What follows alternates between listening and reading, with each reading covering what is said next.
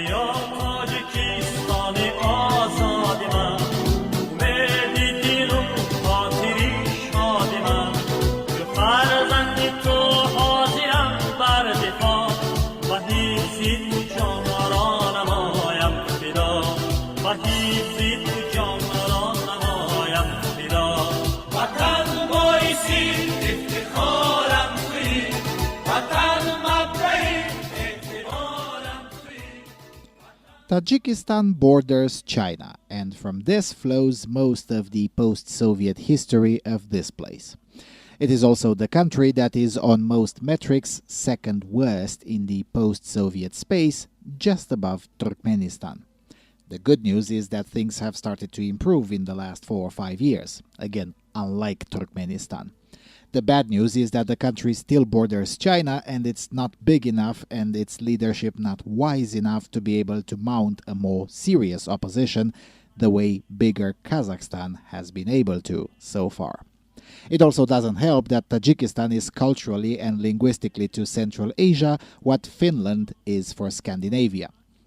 Finland is routinely lumped in the Scandinavian category by virtue of geography and membership in the Nordic Council. But Finland's language is not Scandinavian. Finland's economy differs quite significantly from its neighbors, including in the issue of sovereignty. They do religion somewhat differently, and until recently, its military policy also differed radically from its immediate peers. Well, the analogy may not be perfect, but Tajikistan is kinda in the same situation. Unlike the rest of the Central Asian countries, Tajikistan's language is Persian rather than Turkic.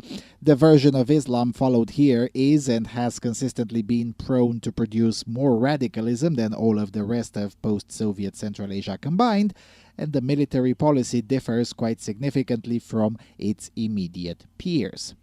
Just like Finland in the Nordic region, Tajikistan is a periphery country with certain quirks that can appear surprising for those who haven't studied periphery regions. So, what is this place? Let's explore.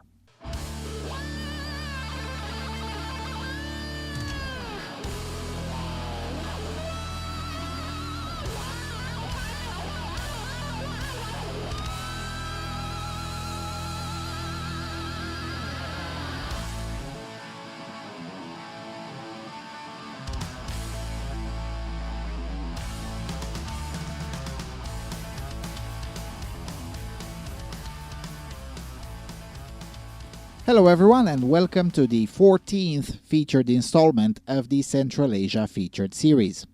In the last episode we studied Turkmenistan. Now we're looking at second to last in the region. It is quite unfortunate that time rather than money made it impossible for me to also visit Tajikistan during this tour. Ever since I left the region, I kept on thinking of ways to get back here specifically so I can visit Tajikistan. The idea is now closer to reality since the country has mostly fixed its relationship with Uzbekistan, which is also a place that I will definitely want to come back to because there are so many stories still needed to be told and captured. But more on that next year. So, Tajikistan has been in the news lately following the terrorist attack at the Crocus City Hall in Moscow due to the fact that at least 3 of the alleged perpetrators originated from here. The terrorist attack, as most of you would know, has been claimed by the offshoot ISIS-K. Unfortunately, this is not the first time. As mentioned in episode 2, Tajikistan has been through a long and bloody civil war between an Islamist faction and the initial post-communist authorities. 1.2 million people were internally displaced during that conflict that lasted from 1992 till 1997. At least 40,000 were killed, with many more still missing. And the economic damage left the country dysfunctional for a decade at the very least.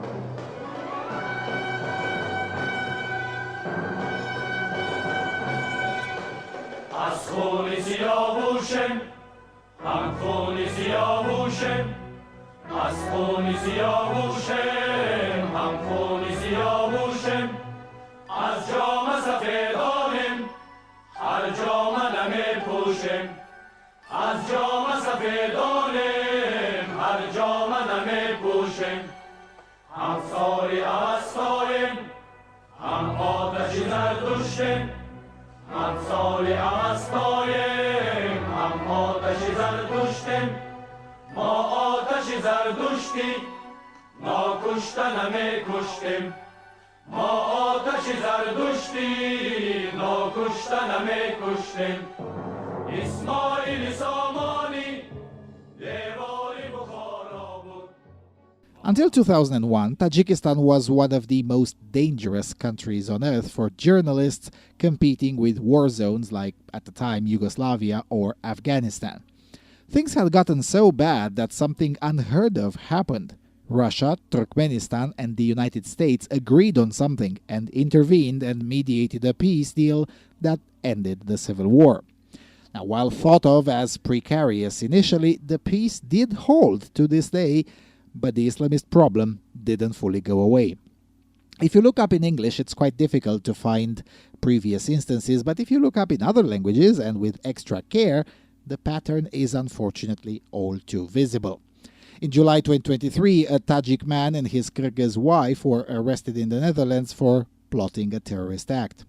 Tajik was the third or fourth most common nationality among the wives of ISIS militants during the negotiations on repatriation of what the Western media dubbed as the ISIS brides. The situation created some media scandals in the United Kingdom, Finland, or Albania, but in Tajikistan the situation is still ongoing.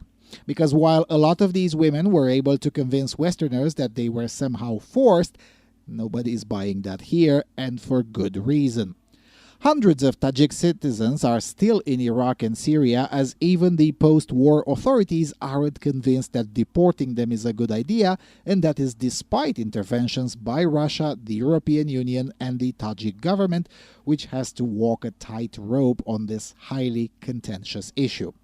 On one hand, they have to take the security concerns very seriously, but on the other hand, among those detained in Syria and Iraq today, there are also minors, some of them younger than 10, who were thus age 5 or younger at the moment of the last battle against ISIS, and are thus legitimately innocent even if their fathers or mothers may have been involved in atrocities. And this comes after Iraq had already expelled 500 ISIS brides and 800 children in 2017 after Mosul was liberated. In that cohort, Tajik was also the third or fourth most common nationality, depending on which report you choose to believe. So this is the context from which nobody should be surprised that Tajik nationals were also among the perpetrators of the terrorist attack in Moscow in 2024. Of course, that doesn't excuse the Russian clownery, which initially accused 3 Tajik men who were at the time of the attack in Tajikistan and hadn't been in Russia for years, a clown moment aptly used by Tajik diplomacy to alleviate some of the increasing international pressure and unwanted attention. But other than a source of radicalism, Tajikistan hasn't gotten much attention at all since 1997 outside of its immediate vicinity and in Russia. As you would expect, Russia saw Tajikistan as an easy prey, and even saying that was controversial until about 2 years ago, when even the local dictator said it outright to Vladimir Putin in a tirade that shocked even the regime media. But Emomali Rahmon was right. Tajikistan gave Russia everything it wanted: educated workforce, access to its natural resources, land for military bases, voluntary perpetuation of Russification, contrary to the rest of the region, and even soldiers for its current war, even though not enthusiastically. In exchange, Russia plundered the fossil resources and eschewed any investments that would have benefited Tajikistan in any meaningful way. I'm sure everyone is shocked to learn this. Speaking of Russia's war, the countries of Central Asia have avoided in various ways to come out in support of Russia even now, over 2 years since the escalation. Kazakhstan and Uzbekistan prosecute anyone volunteering for Russia, but not for Ukraine. Kyrgyzstan prosecutes both, and Turkmenistan stays silent.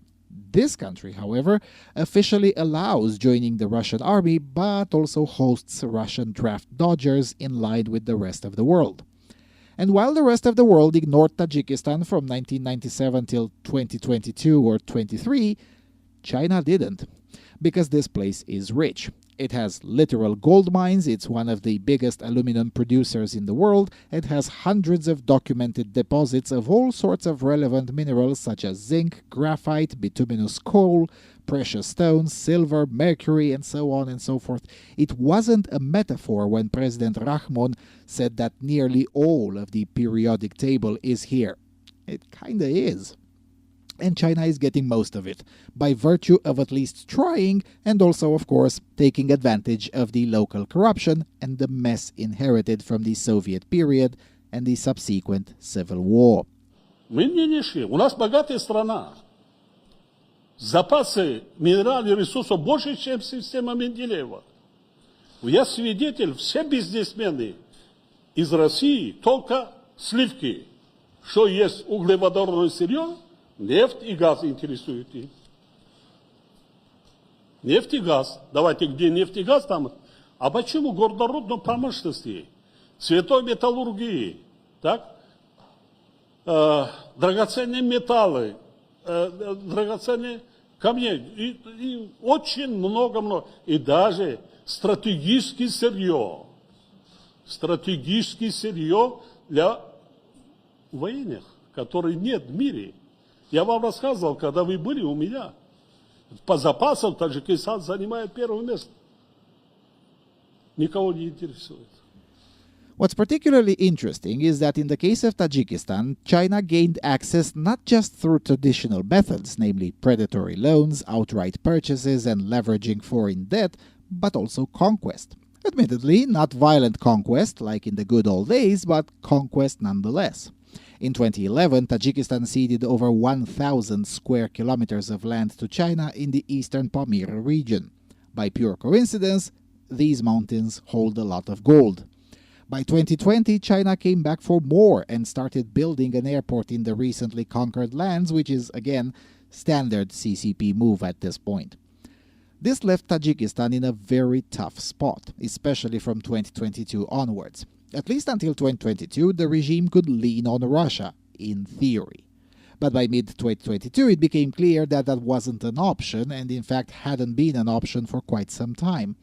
And not only because Russia itself has increasingly become the CCP's servant and the target of Chinese colonization, but because Russia has thoroughly demonstrated it can't be relied upon as a strategic partner. Again, in 2022, as mentioned several times during this series, there was yet another flare-up of violence between Tajikistan and Kyrgyzstan, both countries being members of Russia's version of NATO, the Collective Security Treaty Organization. Now imagine the uproar if Finland were to attempt to invade Norway, a periphery country invading a founding country. How would the rest of NATO feel about it? Well, we may never know, but it's doubtful that the rest of NATO would just shrug it off, especially the larger powers. Yet this is exactly what happened here. The main strategic partner, Russia, just shrugged it off. The United States and Kazakhstan did a lot more from a security standpoint to get the violence under control and get the parties talking. And it worked. The issue is almost over, and most progress happened in the last 2 years under Kazakh and American brokering than in the previous 25 years, when Tajikistan was, in theory, the security concern of Russia. So, what now? Well, there be dragons. In the last 3 years, unimaginable things happened. Western companies have been invited to bid for resource exploitation rights. Unimaginable 5 years ago. The few projects won by Western firms turned out to be very popular in part because they employ locals, as opposed to Chinese projects which seldom do, something which I witnessed in Cambodia and Laos as well. Chinese projects come with their own workforce nearly always, including the unskilled labor, which could definitely be easily sourced locally. Meanwhile, as alluded in the second episode, the succession crisis is looming. The current autocrat doesn't have a clear successor. The country functions more or less like Kazakhstan used to under Nursultan Nazarbayev, and I've shown you throughout this series how that turned out. In theory, such an outcome wouldn't be necessarily terrible, but in practice, given this country's recent history, there is a legitimate cause for concern. Last time around, the liberals allied with the Islamists, and it was far from optimal. Admittedly, this time around there are more liberals than Islamists, but the tension is still real. Now, mind you, the word liberals here is used, well, liberally, and most definitely not with the understanding that is prevalent in Europe or North America. The liberals here are basically reformists. I suppose you could call some of them classical liberals due to their economic ideas, which are generally slightly more capitalistic. And this could be the saving grace, because as we've seen in Argentina, enough poverty can lead public opinion towards supporting more capitalist or libertarian economic policies. And boy, wouldn't Tajikistan need a lot of that. Who to do that is a lot more complicated, as no one from the known opposition is willing to even think in these terms, let alone being able to act in that direction. And I say a Milei style of economic policy is badly needed because even though the country is rich, once again, its people are poor. Okay, not as poor as Turkmenistan and certainly not as repressed as Turkmenistan, but still way beneath the potential of this country. The timid measures of the last 2 years, particularly opening the markets to Western investors, have started to yield some results. The median wage increased by almost 120% from just under $100 a month after taxes to almost $200.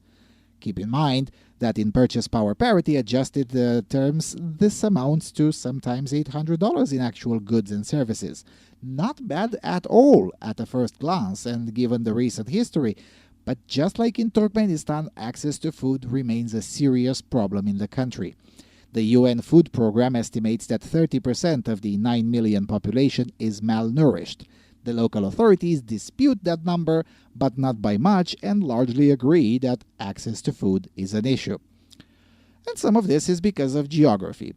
The land is just not fertile most of the time. Rocky mountains bring in a lot of expensive resources, but not food.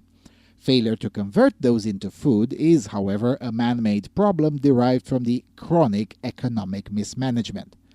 Tajikistan is also one of the few places on Earth that suffers from both climate change and climate change agenda. Real climate change has been eating up the country's already meager reserves of drinking water, while the climate change agenda has been keeping the country behind from adapting to this situation. You see, there is no clean so-called Green New Deal way out of this. The best way is to drill and sell and import food and even water. Now, the water part has gotten better in the last year as a result of various regional deals, but the food part will require much more profound changes. And none of those are friendly to the green ideology of the West. Thankfully, a lot more Western companies dropped that or never adopted it in the first place, but you wouldn't know that from professional rage baiters on YouTube or Twitter. In this transition period, however, green ideological language is used in the official propaganda, like when President Rahmon recommended to the populace this January to keep rations for 2 years due to climate change. Yes, you heard that right.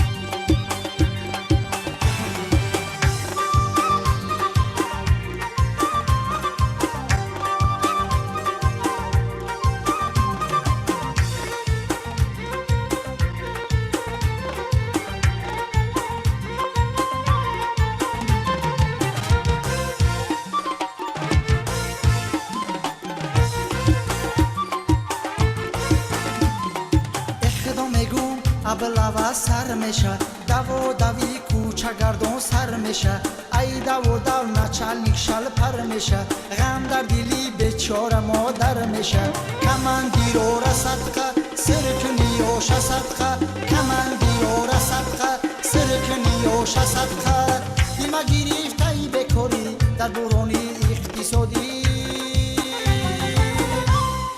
And then there's the succession issue.